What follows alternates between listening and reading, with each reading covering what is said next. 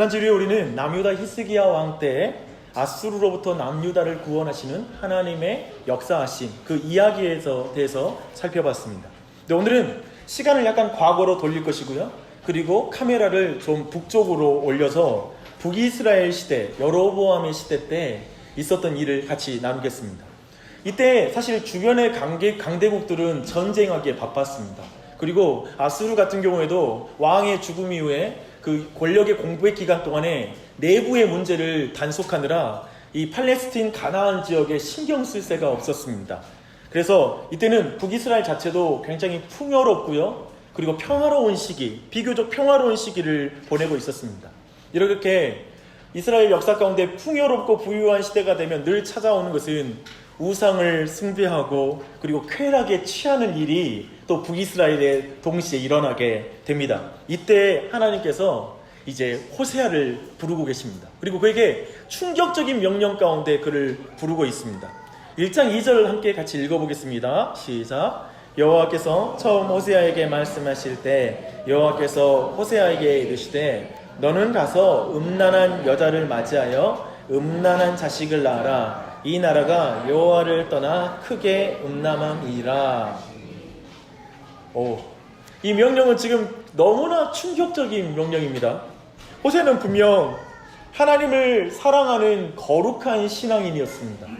그리고 이 호세아라는 사람은 이 음란한 여인과 비교하면 매우 영적이고 종교적인 사람이었습니다. 온통 그의 생각에는 하나님이었고요. 육체의 정욕을 채우는 일에는 그는 관심 없었던 사람임에 틀림없습니다. 그리고 그 사람은 아마도 하나님의 율법을 철저하게 지키고 힘쓰는 사람이었다라고 우리는 이해할 수 있습니다. 왜냐하면 이 호세아를 나중에 하나님과 호세아를 비교하거든요. 쉽게 말하면 호세아는 하나님의 사람이었습니다.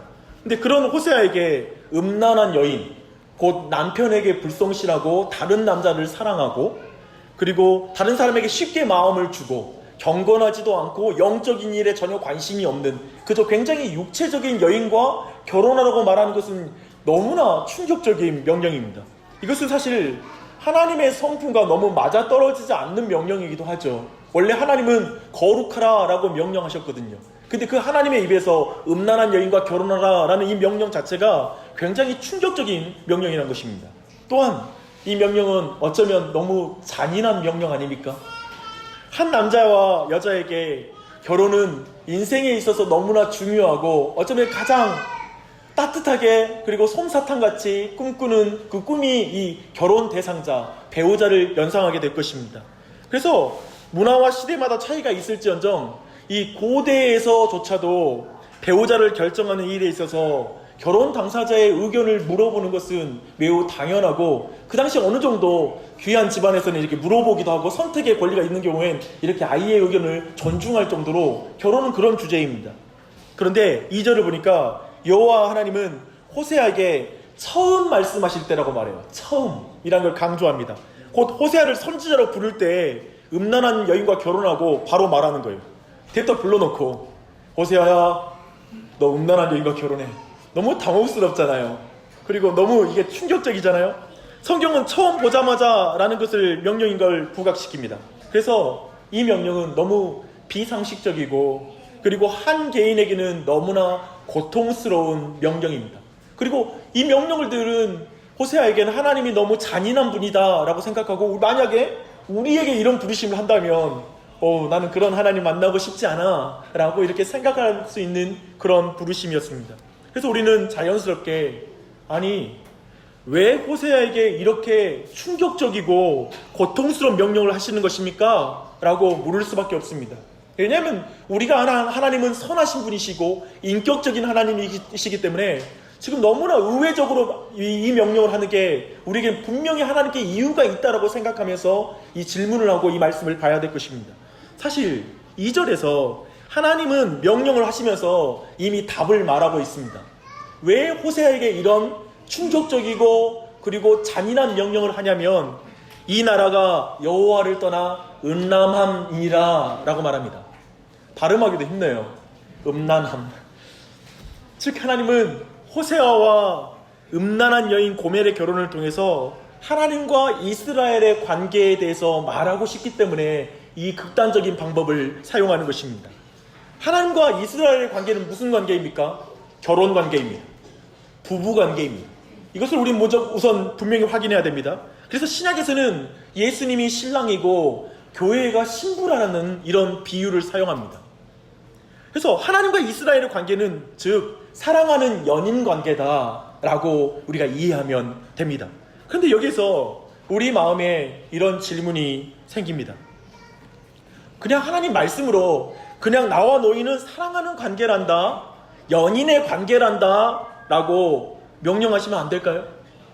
나는 너의 신랑이고 너는 나의 신부란다 라고 설명하면 되지, 굳이 호세아에게 이렇게 잔인한 명령을 해서 굳이 그 말씀을 전달할 필요가 있느냐라는 질문을 하게 됩니다. 호세아 인생 불쌍해서 어떡합니까? 한 남자로서의 인생도 불쌍하고요. 그의 고통은 누가 책임집니까? 이스라엘의 백성에게 그냥 말씀으로 설명해도 다 알아들을 수 있을 텐데 왜 이러십니까? 라는 질문이 계속 남습니다. 그렇게 질문한다면 정확히 그 질문을 유도하기 위해서 이 방식을 쓰는 것입니다. 여러분의 마음에 굳이 왜 이렇게 말씀하세요? 라는 그 마음을 갖게 하기 위해서 지금 이 극단적인 방법을 사용하십니다. 하나님 마치 이렇게 대답하는 것입니다. 그래, 너는 지금 호세아가 불쌍하다고 생각하니? 내가 호세아에게 너무 잔인한 명령을 한다고 생각하니? 그렇다. 그런데 그 호세아가 바로 나란다. 그리고 음란한 고멜이 바로 이스라엘 백성이란다. 바로 너란다. 나와 이스라엘의 관계는 말로만 살아가는 관계가 아니라 결혼한 관계란다. 진짜 결혼한 관계란다. 이것을 말로 해도 알아들었을 것이라고? 그래, 난 수많은 선지자들 보내서 너와 내가 결혼한 관계라고 말하고 또 말했다. 하지만 너희는 듣지 않았지. 그래서 내가 사랑하는 호세아의 희생과 고통을 통해서 이 이야기를 너희에게 말하고 있단다. 바로 지금 내가 호세아 불쌍해서 어떻게 해요? 라는 감정을 느끼게 하기 위해 내가 이 방식으로 이야기를 너희에게 전달하고 있단다. 호세아 불쌍해서 어떻게 해?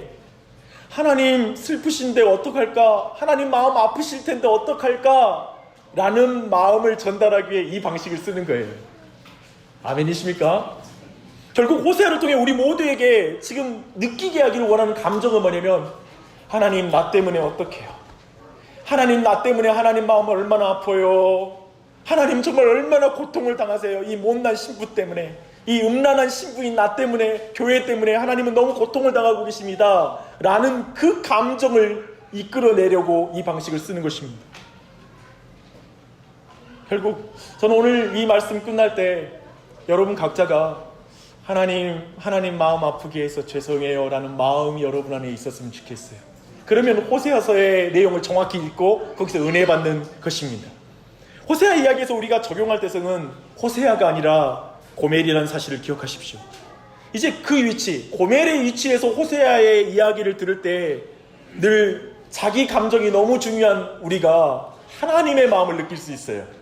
우리를 잘 돌아봐요. 우리는 늘 내 감정에 휩싸여서 내 감정을 하나님께 계속 외쳐요. 하나님 나 슬프다고요. 하나님 나 속상하다고요 라고 외치는 게 우리 감정이 그런 중심이에요. 그래서 감사가 없고 기쁨이 없는 이유는 내 감정 중심이기 때문에 그래요.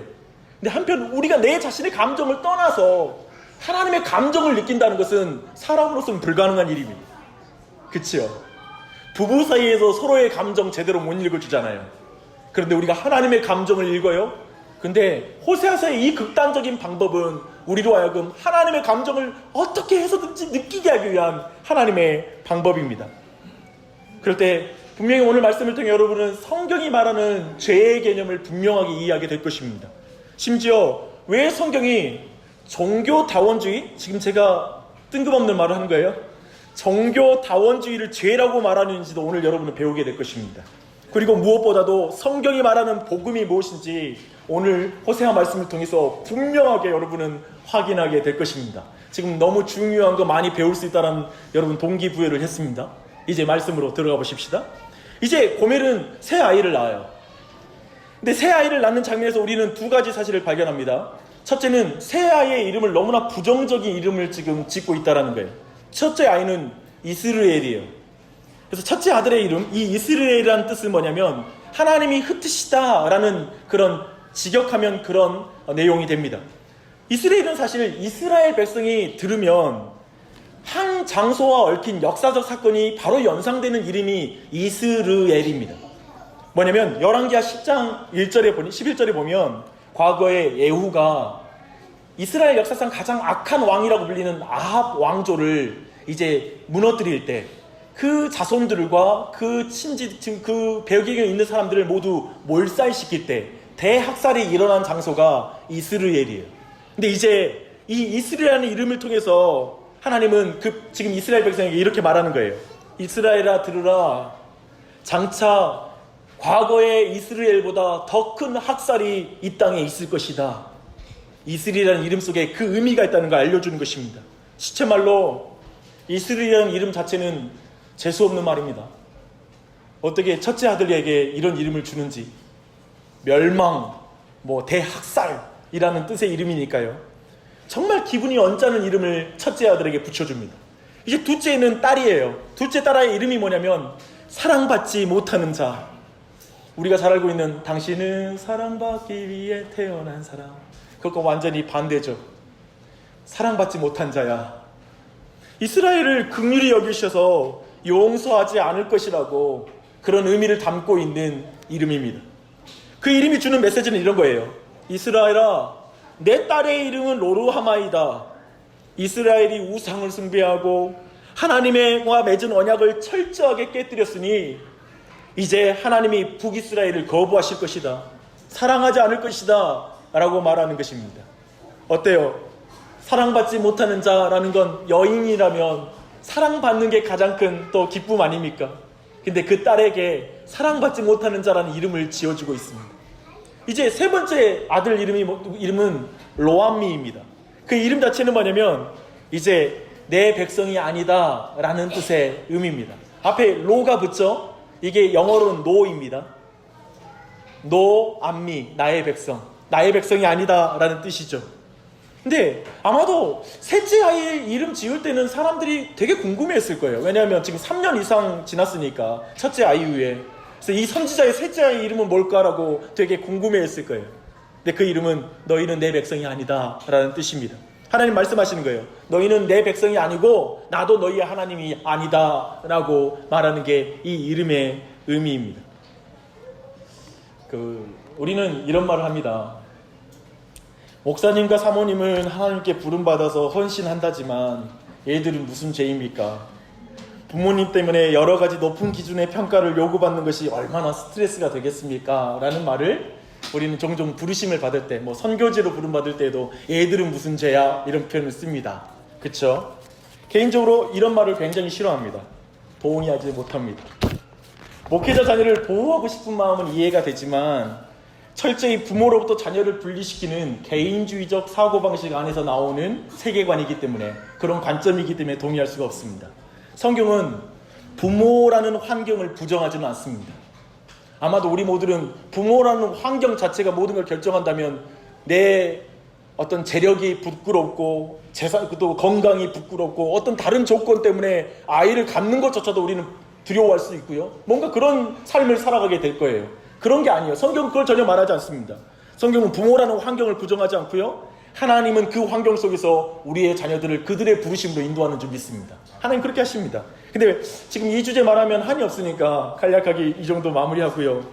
지금 사실 오늘날의 약간의 이 개인주의적인 분위기를 감안하면 호세아의 자녀들의 비참함이 눈에 들어오지 않습니까? 정말 부모 잘못 만나서 내가 웬 고생이냐라는 말은 호세아의 자녀들에게 해야 할 말인 것 같아요. 그쵸? 그러나 여기에서도 여러분 하나님의 마음을 느껴야 됩니다. 하나님의 마음을 느껴야 됩니다. 호세아가 자녀의 이름을 부를 때마다 호세아의 마음은 어땠을까요? 로암미, 롤로하마, 이스라엘 이리 와라 할 때 호세아의 마음은 어땠을까요? 여러분 그 부모의 고통스러운 마음이 느껴집니까? 호세아는 이스라엘을 이스라엘이라고 부르는 고통을 느끼고 있어요. 루하마, 곧 사랑받는 자를 사랑받지 못하는 자라고 부르고 있는 고통을 느끼고 있어요. 그리고 내 백성을 로암미라고 불러야 되는 고통을 지금 호세아는 계속 느끼고 있어요. 자기 아기를 부를 때마다 그 고통이 있어요. 바로 이것이 하나님 말하는 거예요. 이게 바로 내가 너희를 바라보는 고통이란다. 바로 이것이 너희를 향한 나의 고통이고 잃어버린 백성들을 볼 때의 나의 고통이란다. 너는 원래 이스라엘 백성이었는데, 너는 원래 루하마였는데, 너는 원래 암미였는데 왜 이렇게 되었니? 라는 하나님의 아픈 마음이 이 이름에 담겨 있는 것입니다. 그 이름을 느끼는 게 중요하겠죠. 근데 이런 마음에 좀 찬물을 끼얹는 내용이 태어난 자녀들의 기술 방식에 또 드러납니다. 3절 봐보세요.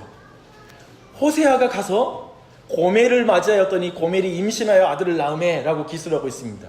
지금 이 안에서는 호세아가 주도하여 아이를 낳은 것으로 묘사하고 있어요. 아마도 이 첫 번째 아이는 호세아의 친자인 것으로 보입니다. 근데 둘째와 셋째를 보십시오. 고멜이 또 임신하여 또 아이를 낳은 거예요. 나음에라는 말로 반복되고 있습니다. 고멜이 주도하는 출산을 말합니다. 즉 둘째와 셋째 아이는 외도의 결과라는 것을 말하고 있는 것입니다. 그래서 음란한 자식들을 낳은 것이죠. 내 핏줄이 아니라 다른 음란함 가운데 낳은 아이를 지금 얻고 있는 것입니다. 음란한 여인을 만나는 것도 너무 고통스러운 일이지만 음란한 자식들을 낳는 것은 얼마나 큰 고통입니까? 엊그제 인터넷에서 한 기사를 읽었습니다. 내용인즉 오랜 불임 가정이 고민하다가 결국 입양을 한 거예요. 근데 그 입양한 아이를 키우다가 어느 날 아버지가 그 입양한 아이가 아내의 전 남편의 아이라는 걸 알게 됐어요. 그리고 그 기사의 마무리가 어떻게 되냐면 이제 이 남편은 어떻게 해야 되는가? 라는 그런 질문으로 그 기사가 마무리되고 그 이후에 댓글이 쭉 달렸어요. 그래서 크게는 두 가지 의견이 나눠지더라고요. 이때 이제 아내의 아픈 과거를 덮어줘야 된다라는 견해와 이건 덮어줄 성격의 문제가 아니다. 남편의 마음도 충분히 우리가 공감해줘야 된다는 두 가지 의견이 나누어졌습니다. 아마도 덮어준다는 의견은 아내가 다시 전 남편을 만나는 것도 아니고 이제는 그 이후에 남편과 결혼 후에 성실한 사람이었다는 게 기사에 있었거든요. 그것을 근거로 이제 이렇게 성실하게 살았는데 또 과거 때문에 그럴 필요 없다라고 말하는 것이었고요. 또 하나의 반대 의견은 남편의 고통을 깊이 이해해야 된다라는 것 차원에서 반대해야 된다라고 이 문제를 제대로 다뤄야 된다라고 이렇게 말하는 기사였습니다.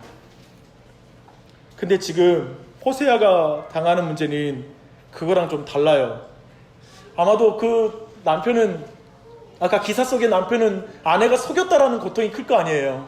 그런 고통이 있을 때 지금 호세아의 문제는 그런 차원을 넘어서요. 음란한 자식을 낳으라는 명령은 너무나 고통스러운 명령이에요. 왜냐하면 불성실한 아내 때문에 고통도 받지만 그녀가 밖에 나갔다 돌아올 때 배가 불러서 오는 거예요. 임신한 상태로 집에 들어왔고 그 과정을 수발들고 마지막에 아이를 낳고 나서 그 아이를 자기가 키우는 거예요. 또 아내는 밖으로 놔두는 거예요. 그리고 그 아이를 내 자식처럼 키우는 것은 굉장한 고통인 것입니다. 이 또한 불성실한 이스라엘을 향한 하나님의 고통을 분명하게 말하는 것입니다. 얼마나 고통스러워요. 그런데 여기에서 호세아의 고통을 좀 더 여러 측면에서 한번 생각해 봤으면 좋겠어요. 호세아는 불성실한 아내로 고통받았다라는 첫 번째 면, 그리고 집을 나가기를 반복하는 아내, 들어올 때는 배가 불러오는 아내, 아쉬울 때만 들어와서 도움을 요청하는 아내, 음란한 아내를 둔 남편의 고통을 우리는 충분히 짐작해요. 또한 밖에서 나온 아이들로 인한 고통도 컸을 것입니다. 때론 그 아이들이 미워 보였겠죠. 때론 그 아이들이 한없이 불쌍하게 보였겠죠. 너희들이 왜 이런 모습으로 왔을까? 라는 이런 마음도 들었을 거예요. 그런데 호세아는 이 모든 것이 무엇을 의미하는지 알아요. 즉 호세아에겐 영적인 고통까지 더해져 있어요. 그 뭐냐면 고멜을 보면 하나님 앞에서 이스라엘이 고멜과 같은 이스라엘이라는 사실 때문에 아파했을 것이고요. 또 자신의 고통을 보면 고멜과 같은 이스라엘을 보면서 하나님의 마음이 얼마나 아플까라는 생각하면서 하나님의 고통을 동시에 느끼는 사람이 바로 호세아인 거예요. 그래서 지금 호세아의 고통은 뭐죠? 부부관계, 자녀들과의 관계, 그리고 하나님과의 영적인 관계에서 오는 고통까지 모든 면에서 그는 고통 가운데 있는 인생이었다라고 볼 수 있습니다. 사랑하는 여러분, 이 모든 고통의 핵심은 뭐냐면 지금 남편과 아내, 곧 결혼 관계에 있는 고통이라는 것입니다. 그 고통을 가지고 오늘날 하나님의 고통을 잠시 생각해 봤으면 좋겠습니다. 하나님은 우리를 보면서 어떤 고통을 느끼실까? 그리고 이 시대를 보면서 하나님은 어떤 고통을 느끼실까? 한번 그 부분을 좀 더 적용적으로 살펴보십시다. 우리가 사는 시대는 바야흐로 로맨스의 시대입니다. 사랑의 시대입니다. 유치원생부터 그렇게 말하더라고요. 아니 그냥 남자친구이고 좋아하는 게 아니라고. 이해되세요? 그냥 너 남친이니? 그러니까 아니 좋아하는 게 아니고 남자 사람 친구라고 이렇게 표현해요. 아이들도 사랑과 그 로맨스 이런 영역들을 충분히 점점 알아가는 것 같습니다. 또한 다 큰 성인 사이의 로맨스에 더 이상 국가가 법으로 간섭하지 말라고 법원에서 결정했습니다. 법원이 이런 결정을 한 기준은 이 시대의 문화를 따라가는 것입니다. 그래서 지금 문화에서는 그걸 굳이 이제 간통죄를 적용할 필요가 없다라고 이제 법원이 결정했습니다. 즉 지금 세상은 더 이상 개개인의 사랑을 법으로 규제하려고 하지 말라라는 시대가 우리의 시대입니다. 정확하게 고멜의 사고방식입니다. 고멜은 결혼이라는 틀, 언약관계라는 관계에 구속받지 않는 사랑을 주장하는 자유연애주의자와 같습니다. 마음껏 사랑하는 것. 세상은 가해자의 사랑을 보호하는 나머지 피해자의 고통은 안중에 두지 않는 듯한 그런 법과 이런 내용들이 이 시대는 시행되고 있습니다. 이것을 종교 영역으로 옮겨오면 어떻게 될까요? 지금 이걸 종교 영역으로 옮겨오면 신은 사랑의 절대자이다 라는 이런 식으로 표현할 수가 있습니다. 사람들은 신이 사람을 사랑하는 걸 당연하게 여겨요. 신은 당연히 사랑이 하나님이니까 날 다 받아주겠지? 만약 신이 사랑이라면 많은 종교 중에 어떤 종교를 믿더라도 구원하셔야 한다라고 주장합니다. 만약 신이 사랑이라면 사람들이 성경의 하나님을 믿지 않더라도 양심적으로 착하게 살면 구원받게 해줘야 된다라고 사람들이 말해요. 다 모두가 사랑의 하나님이라면 이란 걸 가정을 둡니다. 사람들이 하나님이 사랑이니까 저는 신은 사랑의 하나님이다라는 말로 종교다원주의를 주장하거나 도덕적인 구원을 말하는 이에게 호세아서를 예를 들어서 저는 늘 설명합니다. 그리고 저는 이 이상의 분명하고 확실한 비율을 저는 알지 못해요. 저는 종교다원주의자와 그리고 말한 대로 도덕주의자들에게 설득할 때 가장 강력한 성경의 논증으로 저는 이 구조를 가져옵니다. 저는 이렇게 질문합니다. 그 사람들에게. 당신은 배우자가 다른 사람을 사랑해서 다른 장소에서 밤을 지새우고 오는 것을 받아들일 수 있습니까? 당신이 정말 배우자를 사랑한다면 배우자가 다른 사람을 사랑하는 것도 받아들여야 하지 않을까요? 정말 당신이 배우자를 사랑한다면 그 사람이 사랑하는 사람도 내가 사랑해 줄 수 있는 거 아니에요? 만약 당신의 배우자가 당신과 같은 공간에 살면서 당신을 전혀 인정하지도 않고 투명 인간처럼 취급하면서 그저 밖에 나가서 착한 사람으로 살아간다면 당신은 그 부부관계를 계속 유지할 수 있겠습니까? 그 사람 정말 착하잖아요. 그리고 그 사람 당신이 사랑한다면 그것마저도 받아들여야 되는 거 아닙니까? 배우자를 살아가면 그 사람이 당신이 없는 것처럼 행동하고 생각하고 살아도 인정해야 되는 것 아닙니까? 라고 질문합니다. 이 질문에 최소한의 정상적인 부부관계의 개념을 가진 사람들은 이렇게 대답할 것입니다. 아니, 사랑을 거기다 가져다 붙이면 안 되죠.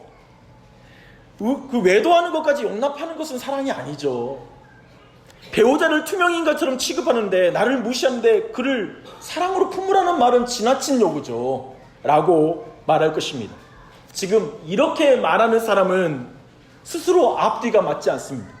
하나님께는 배타적인 사랑을 한다고, 기독교는 오직 하나님만 사랑하라고 한다고, 타종교를 인정하지 않는다고 말하는 것과 지금 자기 부부관계에서는 이 말이 문맥상 맞지 않는다는 것입니다. 앞뒤가 맞지 않는 말이에요.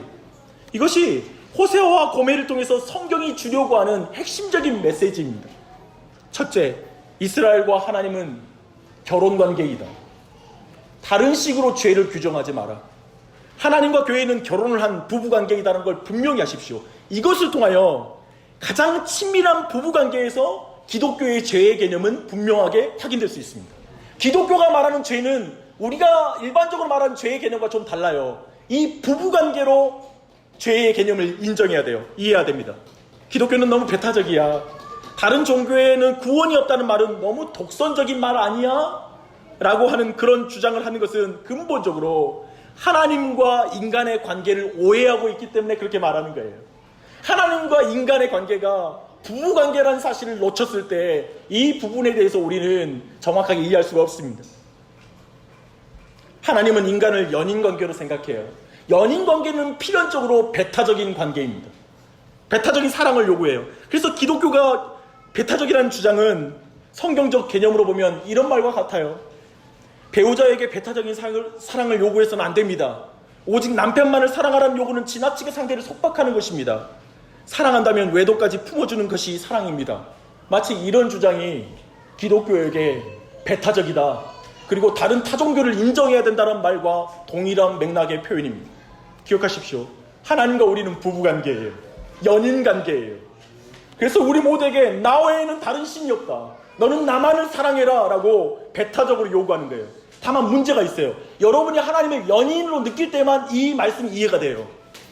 여러분이 하나님을 내 신랑이시라고 인정하지 않으면 우리 모두는 종교다원주의 문을 열고 있는 거예요.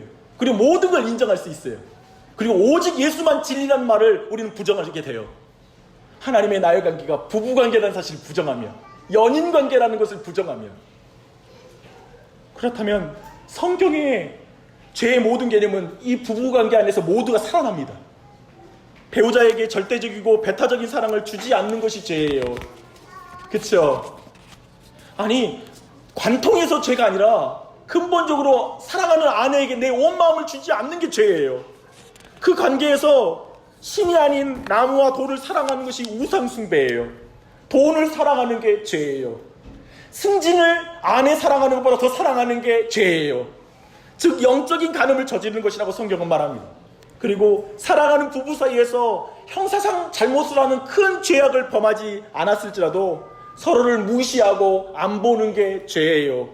말하지 않고 더 이상 관계의 개선을 노력하지 않는 게 죄예요. 가장 친밀한 관계에서는 서로를 오해하고 의심하는 것도 죄가 돼요.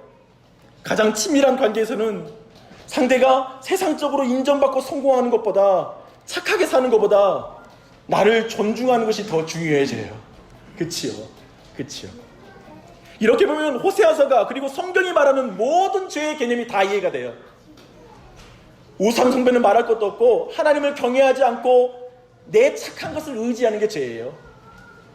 돈을 더 사랑하는 게 죄예요. 하나님 없는 것처럼 하루를 사는 것, 하나님과 대화하지 않는 게 죄예요.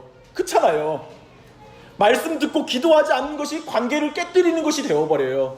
놀랍게도 호세아서는 교회 밖에 있는 사람이 음란하다고 그러는 게 아니라 교회 안에 있는 사람이 음란하다고 말해요.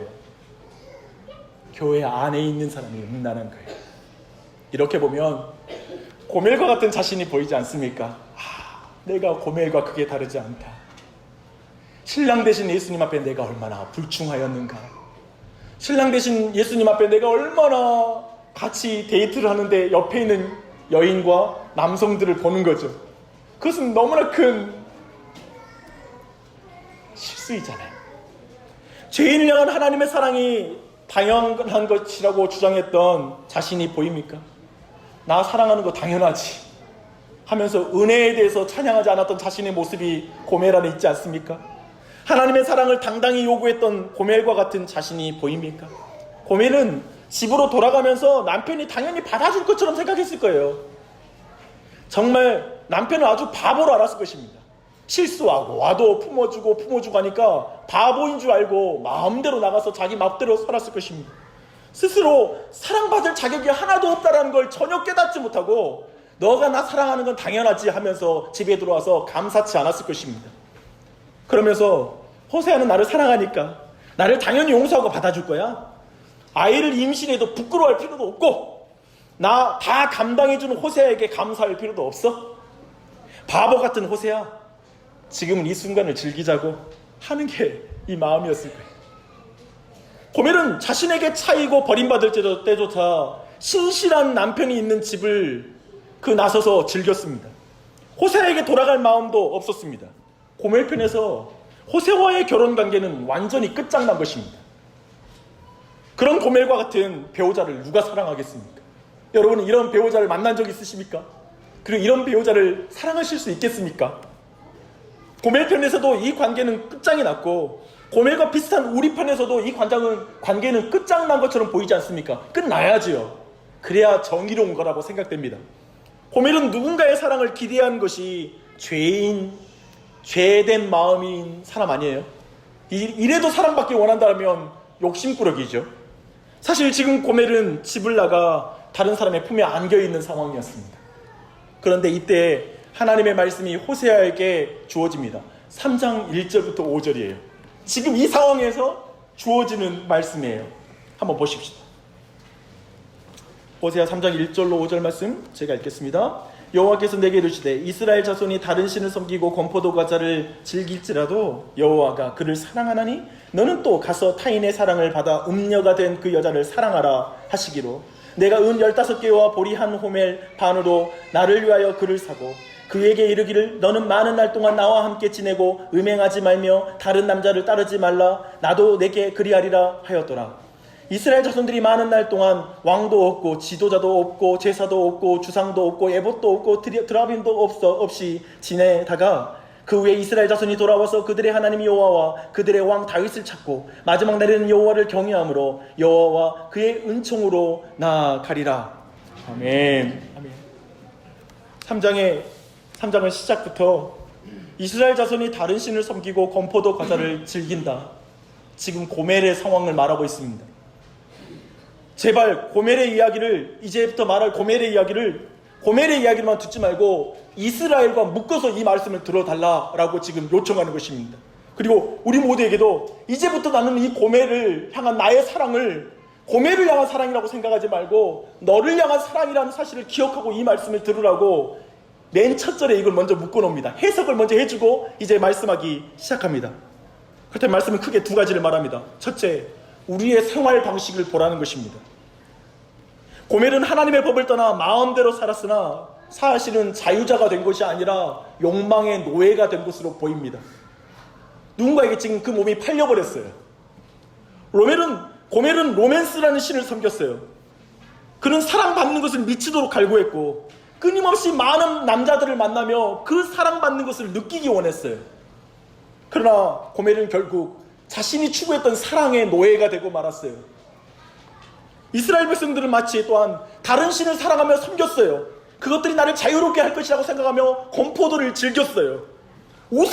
그러나 결국에는 우상의 노예가 되었어요. 우리는 어떻습니까? 우리 또한 돈을 사랑하고 명예를 사랑하고 인정을 사랑하다가 결국 그것의 노예가 된다는 것을 오늘 말씀은 말하고 있습니다. 그렇게 노예가 되죠. 우리 자신이 팔려버려요. 이제 고멜은 꼼짝할 수 없이 우상에 사로잡혀서 움직이지를 못해요.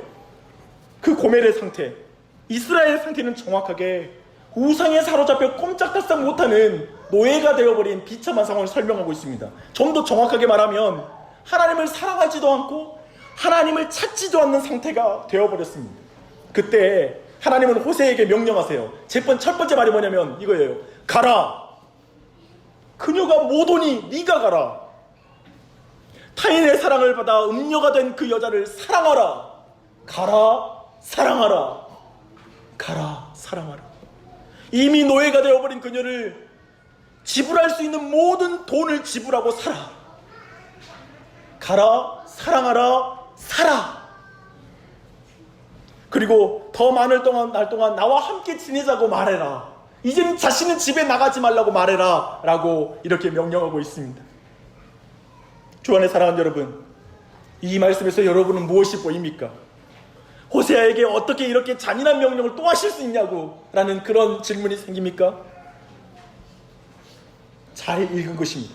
여러분 안에 그런 마음이 있다면 잘 읽은 거예요. 그래서 이렇게 소리치고 싶다면 성경을 정확하게 읽은 것입니다. 하나님은 호세아에게 어떻게 저 반성할지 모르고 돌이켜서 먼저 찾아오지 않는 고멜에게 찾아가라고 명령할 수 있습니까? 먼저 반성해야지 용서해 주는 게 원칙이잖아요.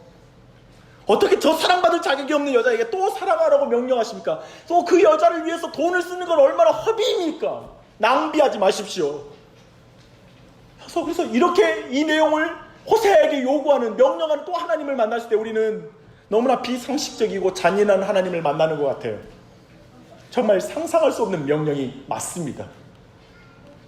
자신이 성경을 향해 그리고 하나님을 향해 지금 호세아의 이 두 번째 3장의 명령을 보면서 이런 감정을 느낀다면 이제 이렇게 여러분이 외칠 때 성경은 이렇게 메아리 치면서 우리에게 대답해 줍니다.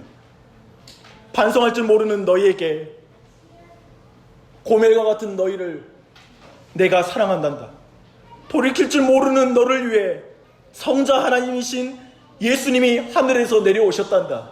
난 그를 보냈단다. 사랑받을 자격이 없는 너를 사랑하여 신랑된 예수님이 사람의 모습으로 죄인들을 찾아갔단다. 그 사랑은 너의 죄를 눈감아주는 사랑이 아니라 너의 죄를 대속하는 사랑이었단다. 저 십자가에서 내가 죽어야 될 죽음을 대신 지불하고 대속의 죽음을 당한 사랑이었단다. 죄인을 향한 나의 사랑은 비상식적인 사랑이란다. 너희 편에는 값싼 구원일지 모르지만 나에겐 잔인한 사랑이었다. 내 아들을 죽이는 사랑이었으니까. 결코 죄인을 포기하지 않기 때문에 너에게 행한 나의 사랑이란다. 지금 이 음성을 들으라는 것입니다. 이건 하나님의 말씀입니다. 이 지금 목사 말이 아니에요. 제가 이렇게 자신 있게 말하는 건 저는 지금 말했던 모든 진술이 성경에 있는 말이기 때문에 그렇습니다. 지금 여러분에게 하나님 주시는 말씀이에요. 여러분 가정에게. 참으로 모든 종교를 뒤집는 말입니다. 신에게 나아가는 것이 아니라 하나님이 찾아오신 것입니다. 하나님의 사랑을 받아내려는 것이 아니라 자격 없는 자를 하나님이 사랑하신 것입니다. 신에게 자신의 죄값을 치르는 것이 아니라 신이 나의 죄값을 대신 치러주는 것입니다. 이 모든 것을 볼 때 우리가 호세아서를 읽는 내내 호세아가 너무 불쌍하다고 느껴지는 모든 느낌, 호세아의 삶을 너무 잔인하게 이끌어갔다는 그 느낌, 그것이 이제 하나님께 가야 된다고요. 여러분 안에 하나님께 이 감정이 가지 않으면 아직 복음을 모르는 거예요. 하나님 너무 죄송해요. 하나님 나 때문에 고통당하셨어요. 하나님 너무 비상식적이에요. 어떻게 이런 일을 행할 수 있어요? 저 고멜 같은 인간을 왜 죄인을 왜 그렇게 살 필요가 있어요? 라는 말입니다. 그리고 아마 우리 모두에게 저 고멜이 너무 미련하고 악하게 보이는 느낌을 자신에게 가져야 될 것입니다. 그래서 죄인을 향한 하나님의 사랑은 당연한 게 아닙니다. 아멘. 죄인은 하나님의 사랑을 당당하게 요구할 수 없습니다. 사랑이니까 해야죠 라고 말할 수 없어요. 호세아 앞에 고멜은 어떻게 반응했을까요? 이제 이 두 번째 3장의 이 사랑을 받고 나서 속전을 지불하고 다시 집에 데리고 왔을 때 고멜은 어떻게 반응했을까요? 자신을 노예에서 자유롭게 해주는 속전을 지불한 것을 당연하게 여겼을까요? 아니면 은혜로 여겼을까요? 그리고 돌이켰을까요? 성경은 침묵하고 있습니다. 이 열린 침묵은 우리 모두에게 질문하는 거예요. 우리에게 그 나머지 이야기를 쓰라는 거예요. 이제 나는 이 이야기를 너에게 다 들려준다. 너는 어떻게 할래? 어떻게 이 사랑에 반응할래? 라고 말하고 계십니다. 빅토르 위고의 레미제라블에 이런 말이 있습니다. 인생의 궁극적인 행복은 사랑받고 있다는 확신에 있습니다. 제 힘으로 사랑받는다기보다는 자기도 모르는 사이에 사랑받고 있다는 확신 말입니다. 자기도 모르는 사이에 사랑받고 있다는 확신이 진정 행복으로 인도한다는 말입니다. 저는 이 말을 호세아의 키워드라고 생각하는 사랑과 자유로 연결시키고 싶습니다. 고멜은 스스로의 사랑을 통해 행복하기를 원하는 사람의 전형입니다. 자기가 사랑하는 것이 나를 행복하게 해줄 거야라고 생각하며 자기가 생각하는 사랑을 끊임없이 추구하는 사람의 전형입니다. 자신이 사랑을 찾아서 그 사랑으로 진정한 자유와 행복을 맛보고 싶어하는 여인입니다. 그러나 제 힘으로 사랑받을 자격을 가져서 사람들의 사랑을 받아내려고 했던 그 노력들은 그를 궁극적인 행복으로 인도하지 못했습니다. 도리어 노예가 되게 만들었죠. 도리어 고멜은 로맨스의 노예가 될 뿐입니다. 그러나 자격 없는 자에게 주시는 호세아의 사랑, 그 사랑이 저는 그녀를 자유롭게 할 수 있는 사랑이라고 믿습니다. 추석이기도 하니까 저도 제가 선정한 추석 특선 영화 이야기로 말씀을 마무리하겠습니다. 이전에 이 이야기를 한번 나눴던 것 같기도 한데요. 호세아를 생각하면 저는 이 영화가 제일 먼저 생각이 났습니다. 그 베트남 영화인데요. Three Seasons라는 영화가 있습니다. 세 개의 계절이라는 그런 의미로 번역할 수가 있는데요. 제가 어제 확인한 그 결과 유튜브에 한글로 번역이 됐더라고요. 제가 예전에 알 때는 한글로 안 돼 있어서 그냥 이렇게 봤는데 한글로 번역돼 있어서 이번 추석 기간 동안에 부부가 볼 수 있는 아주 좋은 영화인 것 같습니다. 한 도시의 세 인물이 각자의 행복을 찾아가는 것을 다루고 있는 영화입니다. 그 중에 인력거를 끄는 헤이라는 사람과 그리고 매춘부 란이라는 인물이 있습니다. 근데 이 헤이라는 인력군이 이 매춘부 란에게 그냥 반해버리고 만 거예요. 그래서 그가 매일 손님을 받는 호텔 앞에 늘 죽을 치고 서 있습니다. 언제 그녀가 나올까? 그리고 나올 때마다 그녀를 태워서 집으로 데려다 줍니다. 근데 그가 그녀를 만난 첫날에 그녀가 해줬던 말이 그 마음을 떠나지 않아요. 그 말은 뭐냐면 평생 소원이 있는데 시원한 에어컨이 나오는 방에서 하룻밤을 잡았으면 좋겠다라는 말을 해요. 그 말이 이 인력군의 마음에 계속 남아 있어요. 근데 어느 날 인력거 경주대회가 있던 거예요. 근데 상금을 보니까 그 호텔에 하룻밤을 보낼 수 있는 그런 호텔 비용이었어요. 그래서 그는 인력거 대회에 출전해서 이제 1등이 되어서 그 상금을 쥐어듭니다. 그리고 그녀에게 그날 말해요. 오늘 저 호텔에서 자고 싶다고. 그리고 그날 그 호텔에 그 여인과 함께 들어가죠. 투숙하게 돼요. 근데 늘 남자들이 요구하는 게 뻔하니까. 근데 그 여자도 그런 걸 생각하면서 그냥 빨리 그냥 잠자리에 들자라고 그냥 말을 합니다. 하지만 그 남자가 독특해요. 자기가 준비한 옷이 있었어요. 그래서 그 옷을 먼저 입고 나와달라고. 그래서 이 옷을 입고 나왔어요. 그리고 침대에 누우라고. 그렇게 천천히 보고 있는데 서서히 여인이 잠에 빠진 거예요. 그리고 눈을 뜨자 그 자리에는 헤이가 없어요. 아무도 없고 그냥 자기가 누웠던 그대로 있다는 걸 봐요. 그리고 그 여인은 크게 수치심을 느껴요. 뭐냐면 그 남자의 사랑을 느낀 거예요. 자기가 했던 말을 그대로 이루어주는 사랑. 그래서 그 다음부터는 집에 들어가서 더 이상 매춘부로서 일을 못해요. 그리고 문을 걸어 잠그고 그 남자가 다가올 때마다 거절하고 계속 오지 말라고 막 외치는 거예요. 근데 결국 그 남자의 계속된 사랑 앞에 여인이 함께 이렇게 다시 행복을 찾아가는 이야기가 마무리됩니다. 라는 자신이 찾는 사랑이 아니라 모르는 사이에 받은 사랑에 놀라고 변화됐어요. 헤이의 사랑이었죠. 잊지 마십시오. 죄인이 찾는 사랑이, 그리고 죄인이 선택한 세상이, 죄인이 추구하는 가치가 여러분을 행복하게 하는 게 아닙니다. 도리어 참된 사랑을 받을 때 완고한 사람이 깨어지는 것입니다. 너무 순수하고 자신을 진정 사랑해주는 헤이 앞에 그 여인이 무장해제를 하잖아요. 자신이 죄인인 걸 깨닫잖아요. 그리고 나같이 이제까지 자신의 모든 부정하고 어떻게 호텔 앞에서 보냈는지 다 지켜봤던 사람이라면 나를 미워할 텐데 그 사람이 도리어 나를 사랑한다는 사실 앞에 그가 깜짝 놀라면서 자신의 과거의 생활을 더 이상 유지할 수가 없잖아요. 그 사랑을 받고 나서. 사랑하는 여러분, 고멜은 호세아의 사랑을 받고 변화됐을까요? 여러분은 예수 그리스도의 사랑을 받고 변화되셨습니까? 그 사랑을 믿습니까? 여러분에게는 헤이와 비교할 수 없는 오랜 세월 당신을 지켜본 참된 하나님이 계십니다. 하나님은 여러분이 태어나기 전부터 여러분을 아셨고 태어난 이후에 여러분의 모든 삶을 다 봤어요. 여러분의 생각을 다 읽고 계세요.